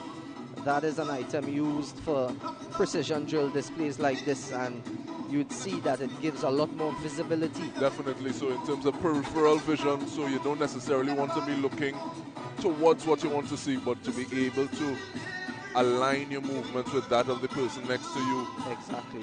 So the instructors would use it as a technique to highlight the movements of the hands and arms. And while we're looking at these spirited movements, and we're seeing the work that has gone into this play called Diamond Jubilee, 60 years of independence. So these services would have been rehearsing for a considerable period of time to be able to get to this point. They would have been rehearsing since earlier in this year, last month. The team would have been brought together and taken off any other duties to focus on being able to present the spectacle that we see unfolding before us here now. And once again, listening to the message in the music as it ties into the actions of the precision drill. So much has taken place during this pandemic, but at the same time, life is still here for many of us, and that is being celebrated here at the Queen's Park, Savannah, this Independence morning. Exactly, and the musical composition and the drill display, they are all intended to highlight that light at the end of the tunnel and that emergence from that national trial that would have been the pandemic. And once again, we're seeing members of representing the Trinidad and Tobago Defense Force, the Police Service, the Fire Service, Prison Service, as well as the TNT Cadet Force. All working together, persons from many different organizations working together in unison towards presenting this spectacle here for us today. And now I see we have a little, in the same way we have the visit of Prime Minister Holness, we also had a little interlude from Barbados, Gabby, with boots. And these are these items of music inviting this sense of nostalgia this one here by Explainer, showing some, sharing some of those energies that are present in Trinidad and Tobago, and specific times that we want to be here. And certainly the music was selectively identified to convey exactly that. You know, we have a lot of historic pieces that would have been adapted by the musical bands and that are actually being played on parade for the inspection or for the march past, etc. And it takes the discerning ear to be able to pick it out. But certainly we have a musical culture, and people are very appreciative of all of the effort that would have gone into that side of it as well. 365 days I say, God is a Trinity, God is a Trinity. From Sando to Togo, from Port of Spain to Piaco, God is a Trinity, God is a Trinity. All inside of Tobago, from Bacolod to the Scarborough. So we have the precision drill team having performed the precision drill that they would have been rehearsing for the past month plus. They've now come around the parade square and are approaching Her Excellency to accord her that highest respect and to perform the eyes right and salute her as they march past. And once again, looking at the work that would have gone into this is a group of 85 persons, and they commenced training on this routine July 18 of this year. And we're seeing the armed version, well, the armed cohort in front as well as the unarmed behind them. And we have ages ranging from 15 Ladies years and to gentlemen, a wonderful 47. execution of military precision and skill. Performing the fancy drills were our young members of the TNT Cadet Force, Lance Corporal Rene Felix, Private Kyra Kutam, and Private Patrick Symphony of the 5th Battalion of the Cadet Force.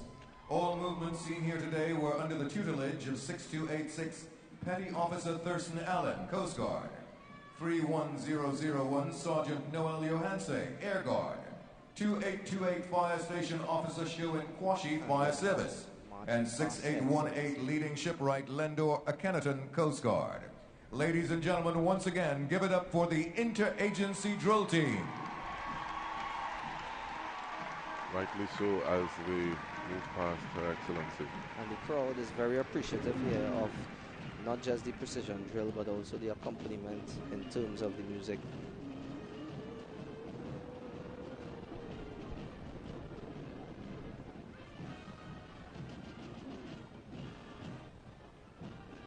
And as they march past, march off, I'm sure they are proud within themselves, thinking that they gave a good account of their efforts, of the work that would have been put into that. And DK, definitely, I think the overwhelming emotion that the members of that drill team are feeling right now is pride. Happy that they've come out, they've done their best, and they've made their organizations proud. As the interagency drill team exits, I now draw your attention to your left, the parade square, and the mounted branch, the mounted escort are in position for the truck pass. So as the drill team marches off, we will have the mounted branch form up to perform the traditional trot past to also accord Her Excellency their salute.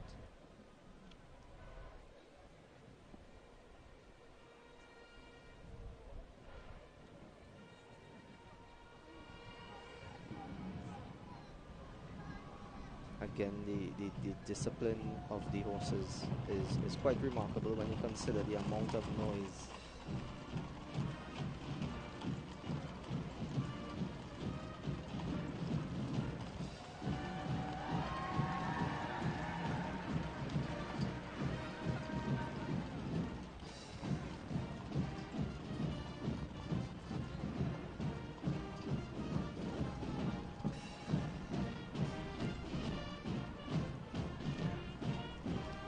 Eyes right as they're passing.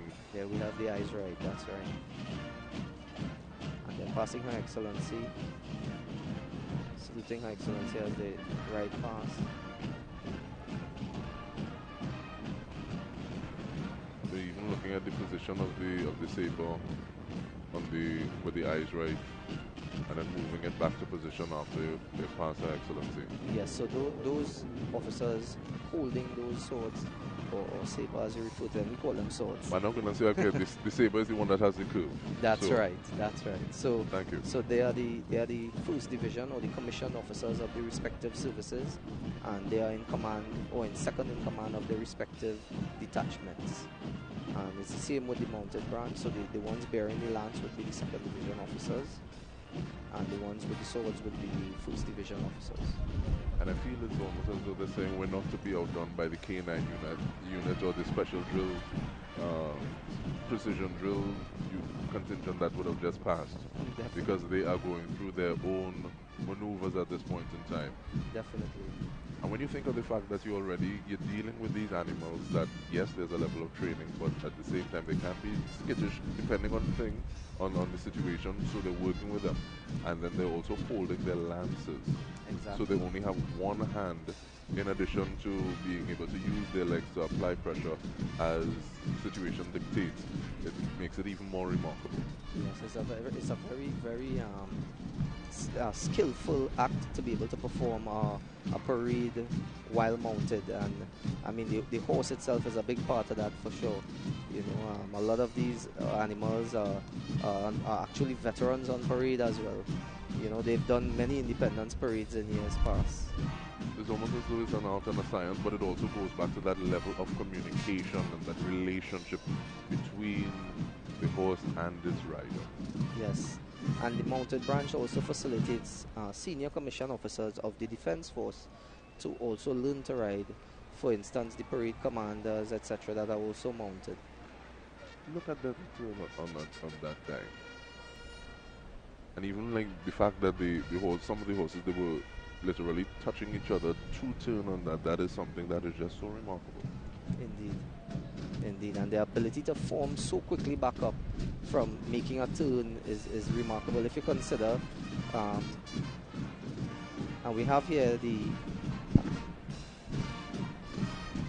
petty officer approaching the president's standard. So the mounted branch, on completion of their display, would march off to the side and await the advance and review order, when they would then reassume their escort of Her Excellency off the parade.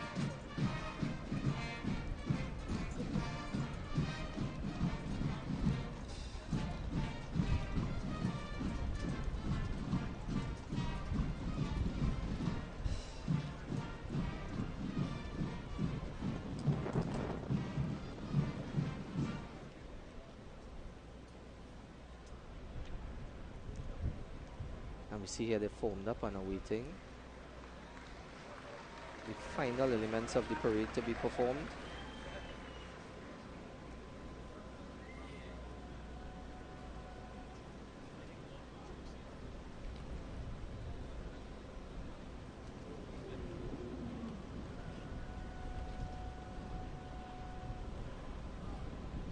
So the parade commander is shouldering the arms of the armed detachments in preparation for the advance and review order.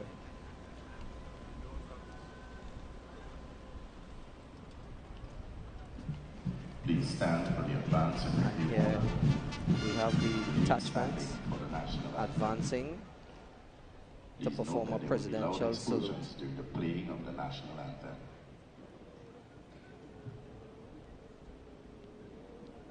So that would have been an advancement of, I think, 14 paces. Yes, 14 pieces, halt, and now the performance of a presidential salute.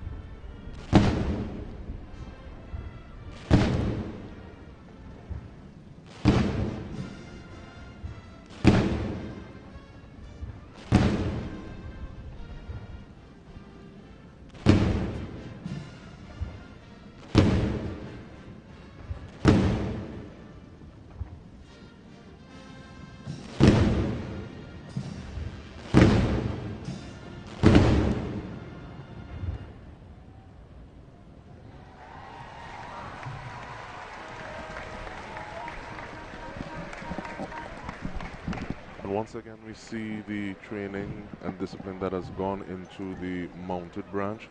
And even we got a shot while those explosions were taking place. And you see the horses reacting, but at the same time, it's almost as though they expect this. Definitely, and you're quite right. I mean, it's entirely remarkable. Those explosions would have startled even military persons on parade. I could remember having been on parade and hearing that. It is very startling. And this is something that you're hearing, but you're also feeling. Yes, you feel the shock of the explosion.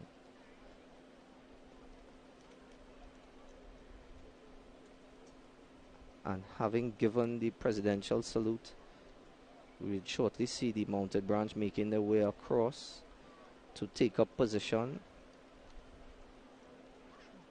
with Her Excellency's vehicle in anticipation of the departure.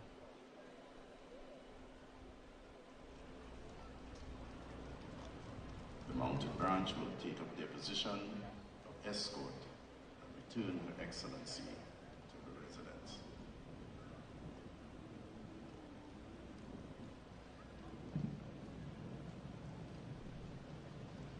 So we have Her Excellency Paulomé Weeks, President and Commander-in-Chief of the Armed Forces, accompanied by the Chief of Defense Staff, Her Excellency Dakar, and her mounted escort departing at this point in time. Yes. So this marks the ceremonial end of the parade when the principal office holder departs, and we would now have, after the departure of all the dignitaries, the parade commander would then do his final words, would give his final words of command. The departure of the Prime Minister of Jamaica, the Most Honorable Andrew Holness.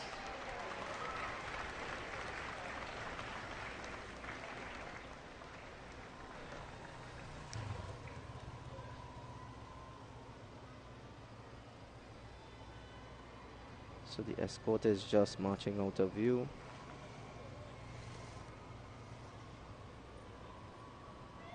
And we have the other dignitaries as well departing. This dignitary in particular, the Prime Minister of Jamaica, Andrew Holness, who has witnessed and has a tale to tell, looking at the parade in commemoration of 60 years of independence in Trinidad and Tobago, having already experienced the Independence Day festivities, or festival rather, in Jamaica on the 6th of August. Indeed, and it is important as a nation perhaps that we mark these events in a very significant and tangible way. Dr. the Honorable Keith Christopher Rowley.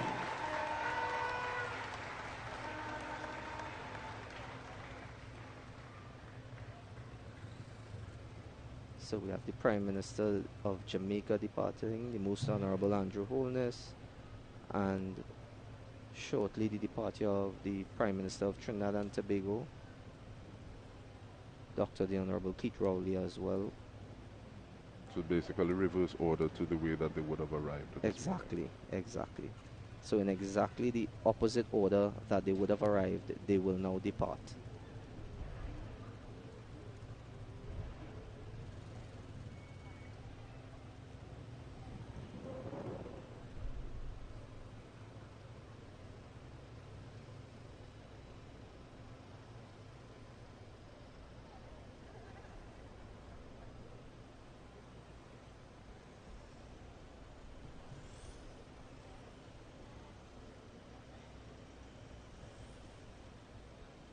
So we have the audience outside looking on, and some people are moving as the Chief Justice, Prime Minister of Trinidad and Tobago, Dr. Keith Rowley. And no doubt some of those persons are moving off to get a good vantage point on the route. After this segment of the parade here, the troops are going to be marched off and prepared to march through Port of Spain to terminate in St. James Barracks. So it's a tradition to get a good viewing point somewhere along the route where you are able to perhaps see some family member or friend that you may know who is involved in the parade. Yeah, you're always looking to be able to have that vantage point, especially if you may not be the tallest, or you're looking at where it is you want to be at that point in time, looking for that family member, that relative, or that friend, that colleague that you know. Or perhaps simply a favorite service. So now we have the acting Chief Justice. He is getting ready to make his departure.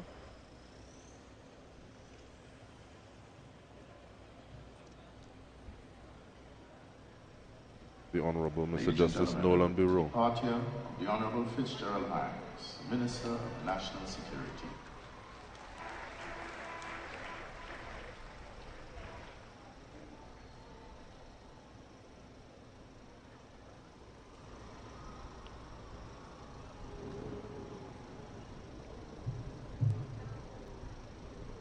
And we have the crowd standing in observance, waving at us, enjoying. They know they're on the screen. And definitely some individuals, they wait for till the final drop. The entire ceremony is finished, as we're seeing Minister of National Security Ladies and gentlemen, you may be saying, seated. bidding audio to the Chief Protocol Officer, until the marching off of the troops and their colors. as the Honorable Fitzgerald Hines, the Minister of National Security, and Mrs. Margaret Hines are leaving.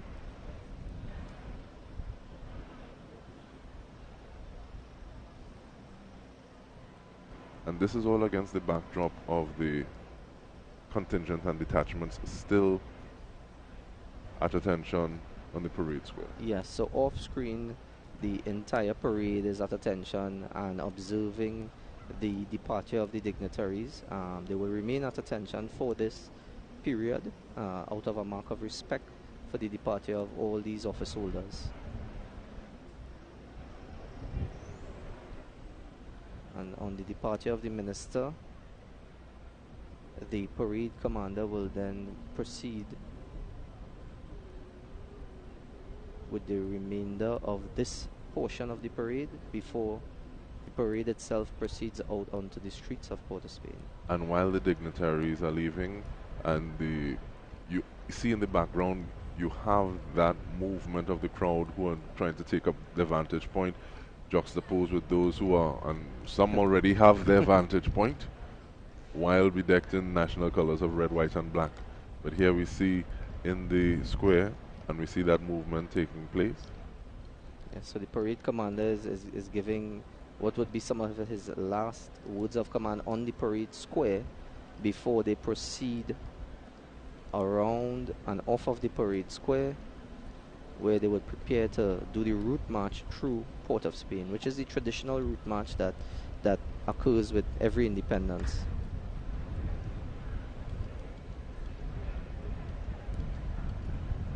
Well, we give thanks for the weather that we've been having. Beautiful weather, beautiful sunny day, especially given some of the rainfall that we've had recently. As the band is marching out into their position. But while we have the weather, we also give thanks that we haven't seen any instances of the members of the detachment needing any help or assistance, because like you said, there would be members who this would be their first time, in addition to the fact that there would be entire groupings that this would be their first time on an event such as this.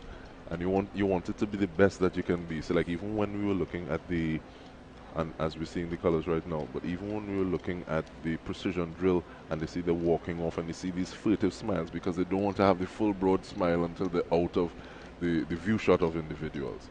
Well, once you're on the parade square, you're center stage, right? You are part of the spectacle. You cannot, there's to be no, unscripted movement or even expression. And you're quite right. A lot of these persons in these organizations we see here before us, they may have joined in the more recent times, just prior to the pandemic or during the pandemic even, and they've never had this experience. And then when you consider so many of these youth organizations also involved in the unarmed section, there are a lot of young people as well, and they've done extremely well to be able to bear the rigors of this parade and the temperature. And we also see there was a person on the snare drum marking time for people to move with one accord. We also see steel pan.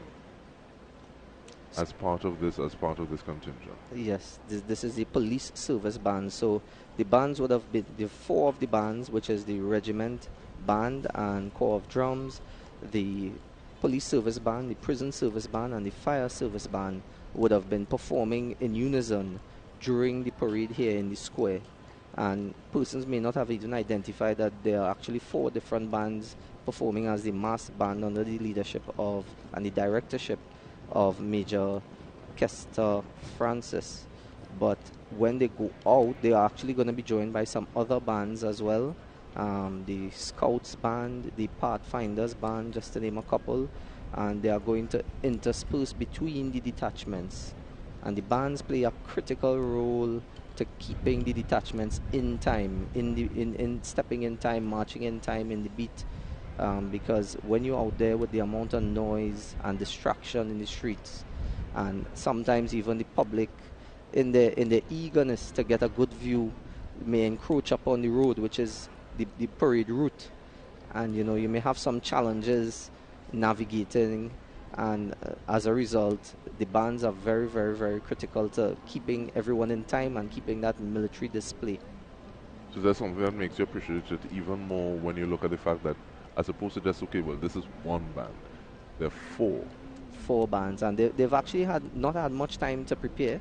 Which is the thing. Yeah, the band members themselves have other jobs, so they would have had very hectic schedules leading up to the independence, so they have had very limited time to be able to come together and practice, which is essential to any good performance. And you say the detachment has actually turned to the right, so they're ready to march off. They're getting ready, and we're looking forward to this, both armed and unarmed detachments. Definitely. They'll take the same order as they did the march past, with the number 1 detachment, Trinidad and Tobago Regiment, leading. So the front half, or the armed half of the parade, will march off and come around and go off of the parade square, or the parade ground, and then they would be followed by the unarmed rear half. And we just saw a shot of one of the band members. In addition to the snare drums as well, steel pans, I also saw a tassa being used. So the regiment band and corps of drums is very multidisciplinary. They don't only have typical orchestra type instruments, they also have our local instruments as well, culturally appropriate instruments, and it all comes together for some beautiful renditions. And we see the band here. And we hear the song that's being played, right?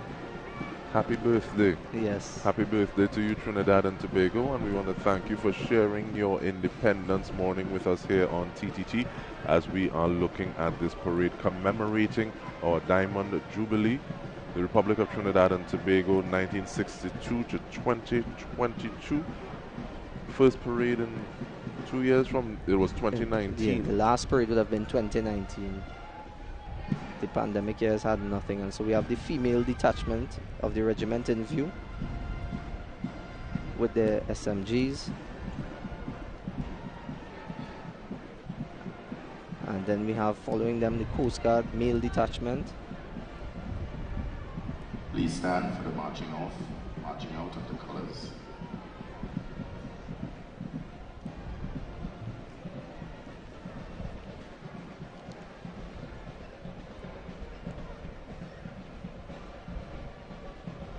And you look at the faces of these individuals, and it's already been quite a while. They've been standing on parade, they've marched on, and now they have the route to march through Port of Spain until they get to St. James Barracks, which is where they would fall out.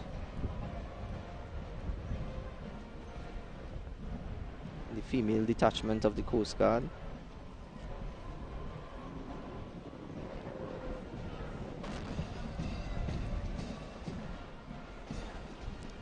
And the Coast Guard color in view, followed by the female detachment. And that Coast Guard color, I believe, is Sub-Lieutenant Kareem Clunas. That's right, Sub-Lieutenant Clunas. He's a seaman officer.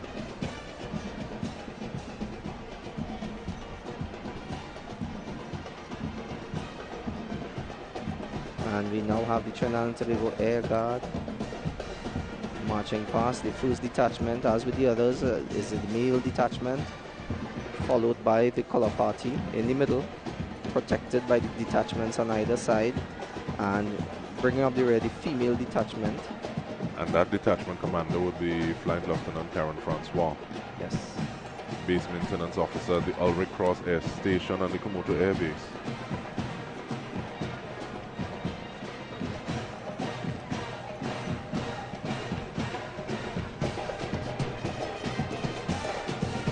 So we have another band coming up now, but before them though, we have the Trinidad and Tobago Defense Force Reserves with their distinctive red berets. They are marching off. And their detachment commander is Captain M. Wright. Yes, an officer of the regiment, and the detachment second in command is Sub-Lieutenant Figaro, an officer from the Coast Guard. So we now have the police service band.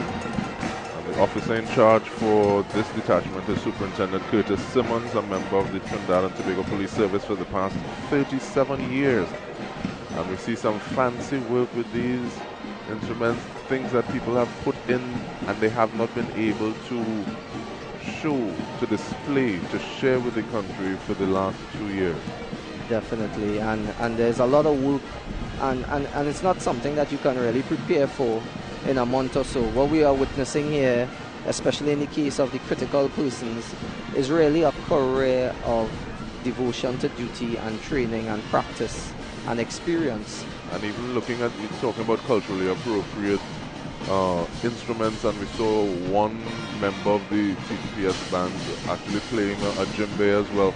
And that is a different dynamic, because whereas a lot of the other instruments were stick instruments, he's using his hands. Yes.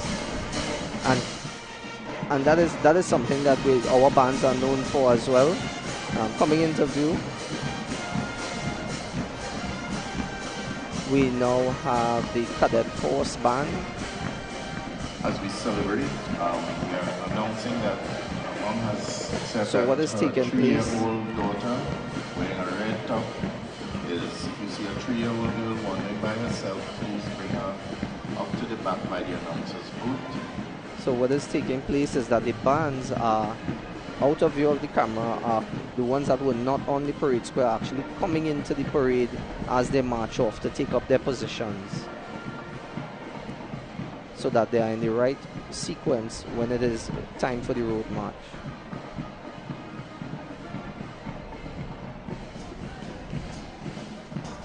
Again, the cadet service, the cadets we are witnessing here, observing here, are actually children. These are not adults, except for perhaps the director of music, but they are actually children. So they have been taught, and they've been playing instruments while marching, and when you consider the investment in time and training, it's really considerable. Coming into view, we now have the fire service band.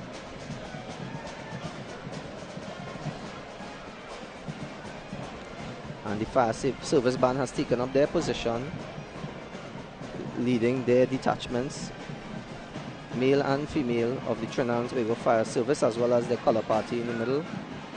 And the fire service is the number 12 detachment, and they are led by Trinidad and Tobago Fire Service Divisional Fire Officer, Acting L. Archibald.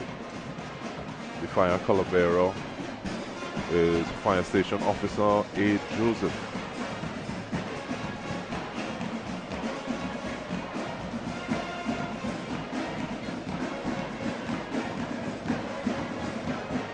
And we see the parade second in command was coming up there.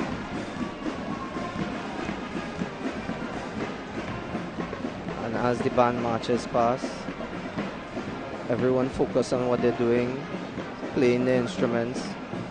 Ladies and gentlemen, we are looking for Cyan, 3-year-old girl of African descent. She's wearing a red round neck t-shirt. Her mom's name is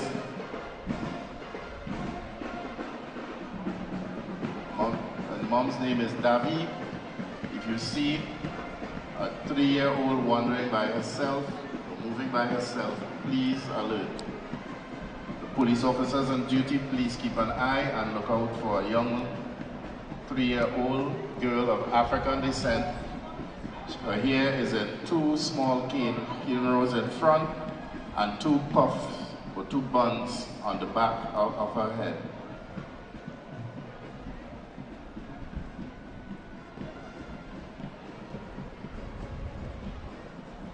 Number 13 detachment, we just saw them, Trinidad and Tobago Fire Service, led by Assistant Divisional Fire Officer C. Gapstone. And in view now we have the Trinidad and Tobago Prison Service. Their band has also taken up position and are leading the prison service detachments. The number 14 detachment of the prison service is commanded by Superintendent of Prisons S. Bacchus. With 29 years of service attached to the remand yard facility. So it goes back to the point I was making that a lot of times it's a career. You know, someone wasn't training for a role here today. It would have been a career of service leading up to this point.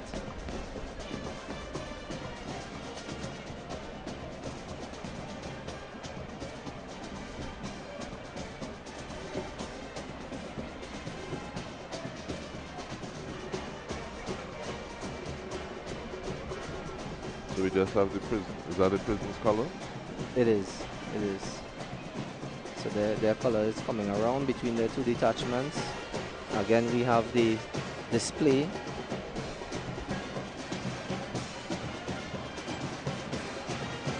And the skill that is evident is I mean, it doesn't need any description. Wow. And off screen, he just tossed it into the air. The crowd loved that. The prison service band, ladies and gentlemen. Put your hands together for them.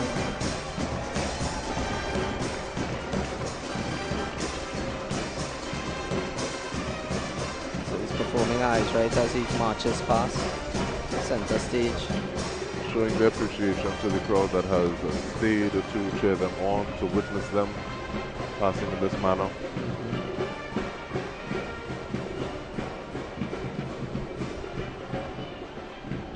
And we have the traffic wardens coming into view.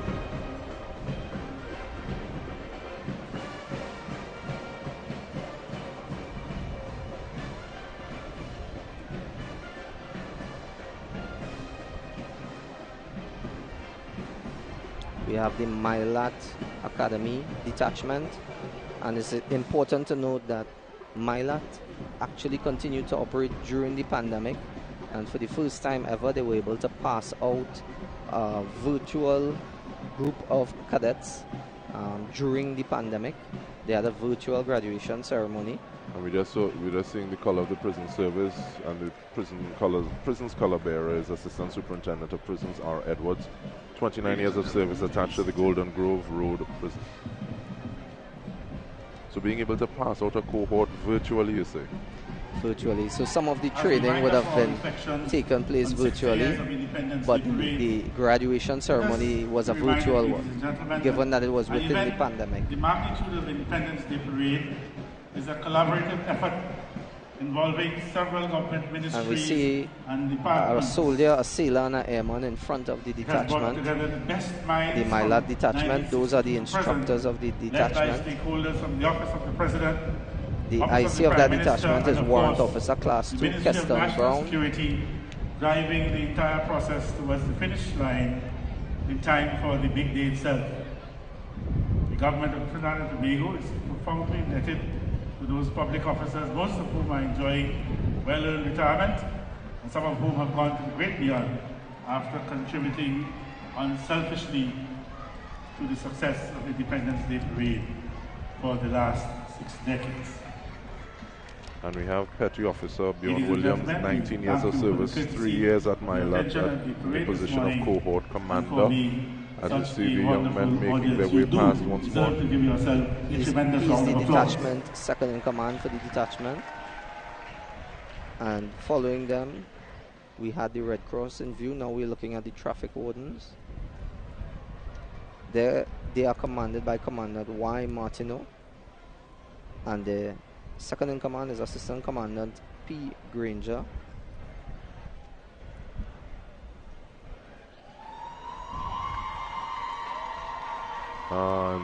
My lad is just passing in front of the audience. Now we're seeing scouts, members of the Scout Association. The Scout Association, which itself comprises a land, a sea, and an air arm, hence the different colors in the detachment. And then we have the Red Cross coming into Ladies and gentlemen, you have been a wonderful audience. Please have a safe journey to wherever you're going today and a safe journey home. Stay blessed. Happy anniversary, ladies and gentlemen. Happy 60th anniversary. And you can see the size of some of the children, the age. They're probably very young. We have 7 to 10.5. There's Cub Scouts from 10.5 to 15, Venture Scouts from 15 to 21, and the Rover 18 to 23.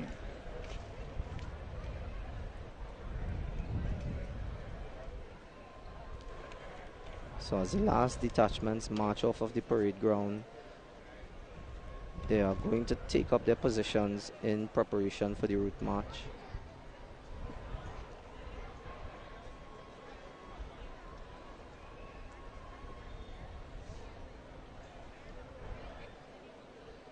And as we move from that shot of the flag of the Republic of Trinidad and Tobago, and we have some enthusiastic officers passing in front of us, this has been the parade in commemoration of the 60 years independence, and it has really been a wonderful morning, a wonderful day thus far, Lieutenant. What is your take on it? I think we've come through a very trying time with the pandemic. I think we've had splendid weather here today. In light of the recent bad weather we've been having, the troops and organizations came out and they did really well. I think they did the organizations proud. And to our countrymen, I would say, happy independence. And on behalf of Lieutenant Dane Can, myself, DK Ronster, the entire team at TTT, this has been us here live from the Queen's Park, Savannah. Thank you so much for joining us.